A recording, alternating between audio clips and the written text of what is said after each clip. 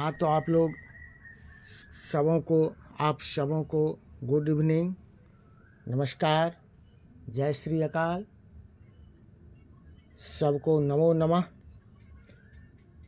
पुनः आज हम लोग Krishna board classes YouTube channel पर संस्कृत व्याकरण का लकार लेकर के आए हैं। जो यह लकार क्लास 7th 8th 9th सभी वर्गों के लिए, सभी क्लास के लिए, सभी बोर्ड परीक्षाओं के लिए बहुत ही महत्वपूर्ण है। तो इस क्लास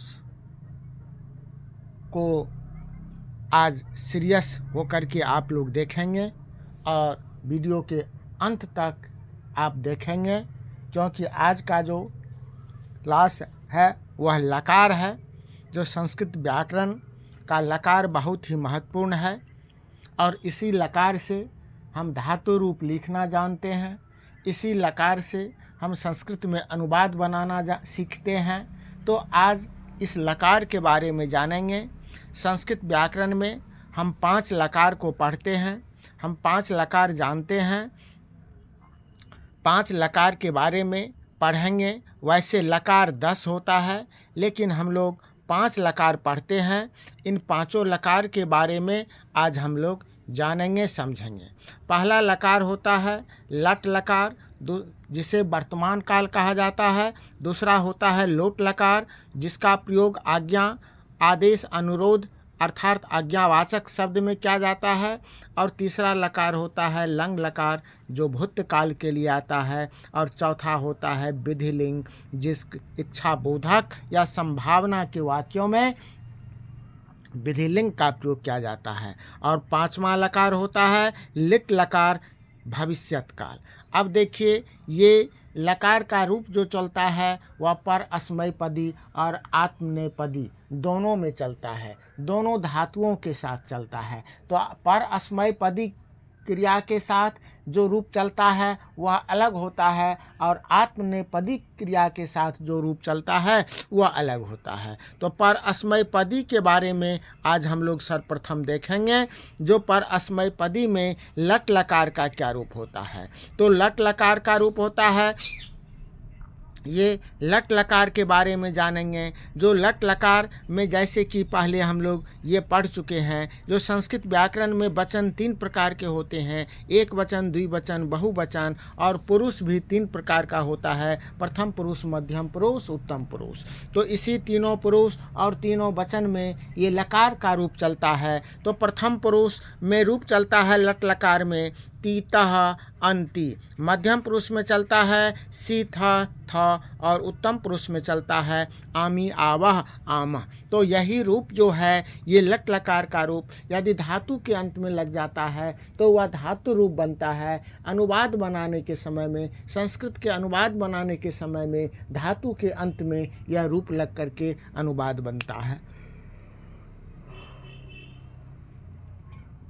दूसरा लकार हम लोग पढ़ेंगे लोट लकार, जिसका कि प्रयोग आज्ञा, आदेश, अनुरोध के अर्थ में किया जाता है। तो लोट लकार का, तो जिस तरह से लट लकार का तीनों पुरुष तीनों वचन में रूप चलता है, उसी तरह से लोट लकार का भी तीनों पुरुष और तीनों वचन में रूप चलता है। तो इसका लोट लकार का होता है तू, ताम, अंतु प्रथम पुरुष में, मध्यम पुरुष में होता है ही, तम, त, और उत्तम पुरुष में होता है आनी, आब, आम। अर्थात उत्तम पुरुष के एक वचन में लोट लकार में तू होता है, 2 वचन में ताम और बहुवचन में अंतु। मध्यम पुरुष एक वचन में ही, 2 वचन में तम और बहुवचन में त। उत्तम पुरुष एक वचन में आनी, आब, आम। तो इस तरह से ये रूप चलता है। तो लोट लकार का तू, ताम, अंतु, मध्यम पुरुष का ही, तम, त और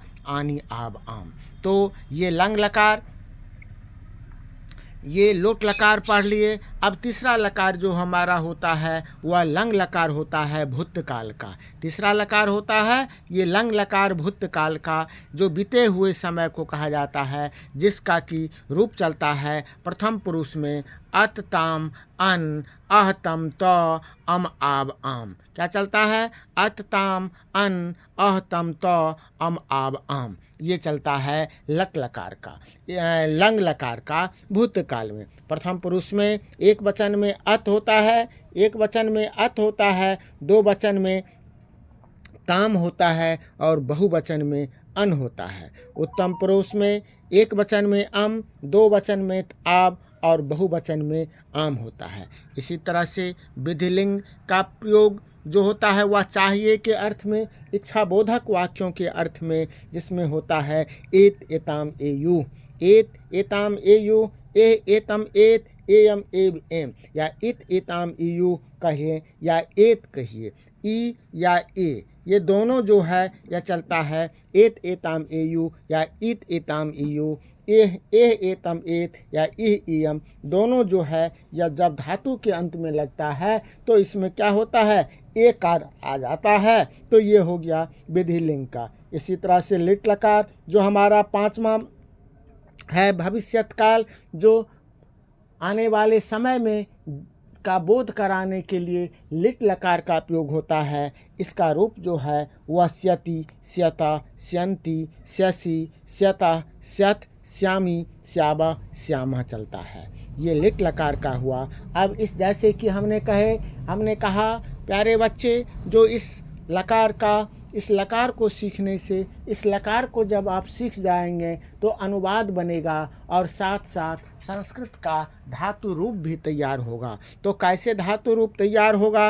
अब हम लोग उस धातु रूप के बारे में जानें, उस धातु रूप के बारे में पढ़ें। जैसे पठ मीन्स पढ़ना है, तो ये पठ धातु है और वर्तमान काल में जब यह रूप लग जाता है तो वर्तमान काल का ये धातु रूप कहलाता है।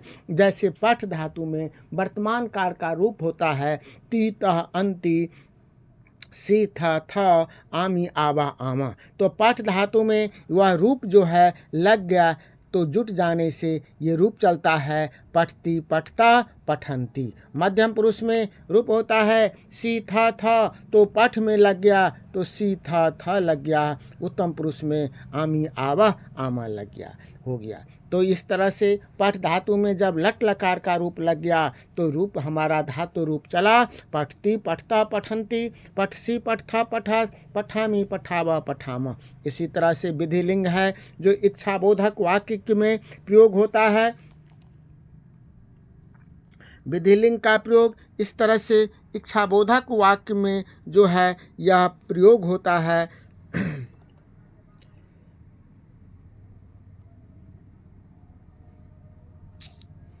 इसका होता है, थोड़ा सा यहाँ से गड़बड़ हो गया, ये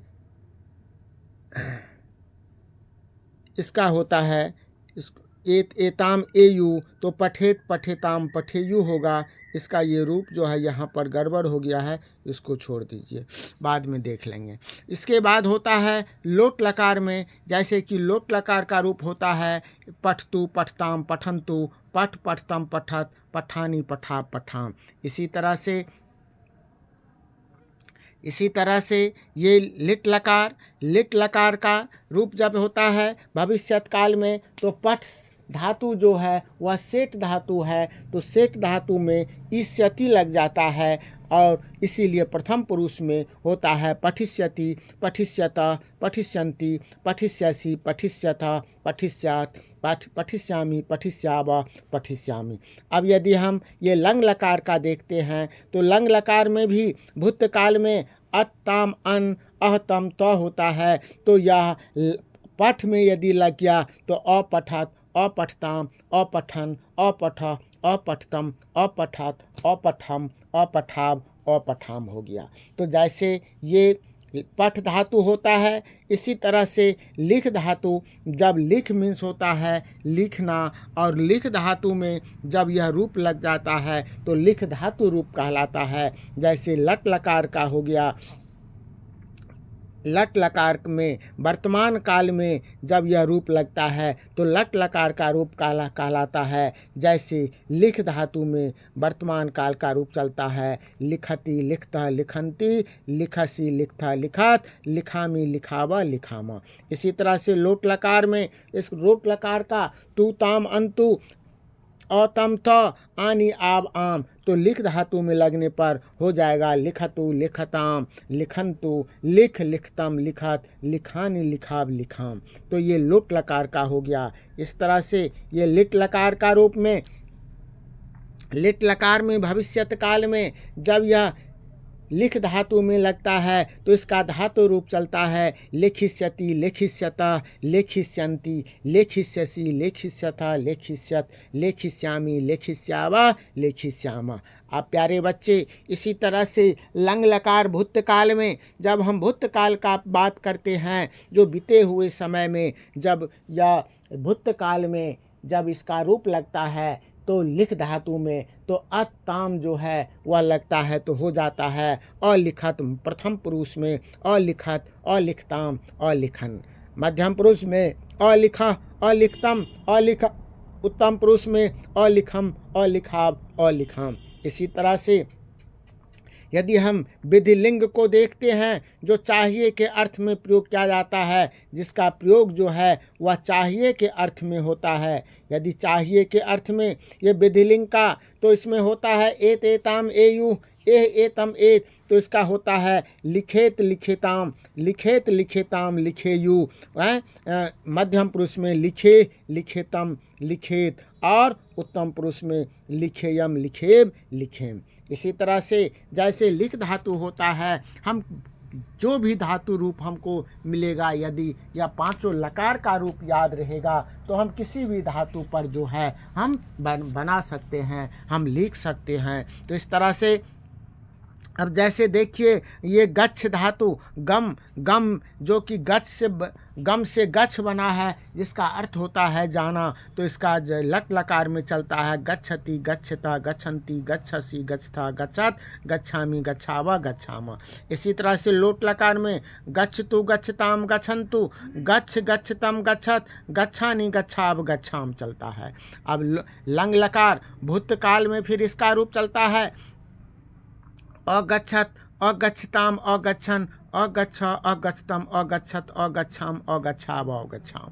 इस तरह से यह लिट लकार में गच्छ धातु जो है नहीं इसका गम रूप चलता है, इसीलिए यह होता है यह गमिष्यति गमिष्यतः गमिष्यन्ति, गमिष्यसि गमिष्यथः गमिष्यत, गमिष्यामि गमिष्यावः गमिष्यामः हैं। लेकिन विधिलिंग में जब यह इसका गच्छ धातु में रूप जब चलता है तो फिर हो जाता है मध्यम पुरुष में, उत्तम पुरुष कहते हैं प्रथम पुरुष में गच्छेत गच्छेयाम गच्छेयु, गच्छ मध्यम पुरुष में हो जाता है गच्छे गच्छेतम गच्छेत, और उत्तम पुरुष में हो जाता है गच्छेयम गच्छेव गच्छेम। तो इस तरह से आज हम लोग ये लकार से संबंधित ये सब कुछ देखें, पढ़ें, सीखें, और आप आशा करते हैं कि आप लोग इसे कंप्लीट कर लीजिएगा। लकार कंप्लीट होने से आपका धातु रूप कंप्लीट हो जाएगा। और इसी के साथ आप तमाम छात्र छात्राओं को बहुत बहुत धन्यवाद। क्लास को शेयर ज़रूर कीजिएगा और लाइक कीजिएगा, साथ में क्लास के बारे में कमेंट ज़रूर कीजिएगा। इसी आशा के साथ आज की क्लास यहीं समाप्त होती है। फिर मिलते हैं नेक्स्ट क्लास में। तब तक आप सबों को बहुत बहुत धन्यवाद, बहुत बहुत आशीर्वाद। Good evening, good evening. फिर मिलते हैं नेक्स्ट क्लास में। जय हिंद।